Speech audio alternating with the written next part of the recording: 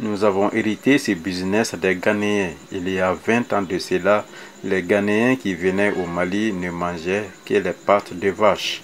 Donc, ils me demandaient de les chercher les pattes de vache. Je partais au niveau de l'abattoir de Bamako. C'est comme ça que j'ai choisi cette activité informelle comme mon emploi. Ces organes sont beaucoup plus sollicités aujourd'hui par les Maliens que les étrangers. J'ai acheté 4 pattes à 1000 francs CFA l'unité. Le prix a grimpé à 1500 francs CFA et de 1500 francs CFA à 2000 francs CFA. Si ça dépasse ce montant, le citoyen lambda ne pourra plus acheter. J'ai construit une maison dans cette activité. J'ai eu des enfants dont 5 d'entre elles sont mariées et aujourd'hui elles m'aident à gérer ce commerce. Je remercie le bon Dieu. Les bouchers nous cèdent les têtes de moutons qui sont un peu volumineuses à 2000 francs CFA, voire 2500 francs CFA.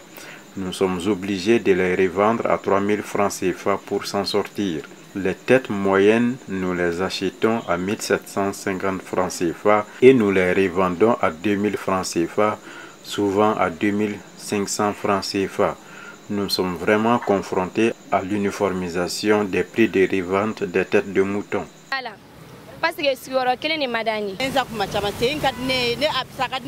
J'achète les pattes de vache tous les samedis pour faire un petit déjeuner très riche pour la famille.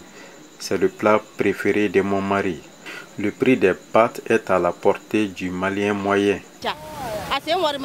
Je trouve que c'est une très bonne chose parce qu'on peut se procurer ces têtes de moutons et de vaches à un prix vraiment abordable.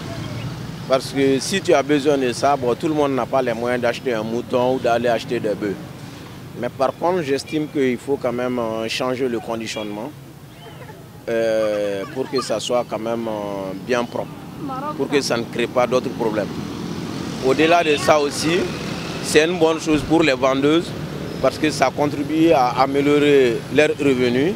On sait que quand même le pays quand même est dans une situation dans laquelle il y a beaucoup de gens qui n'ont pas de revenus, il y a le chômage.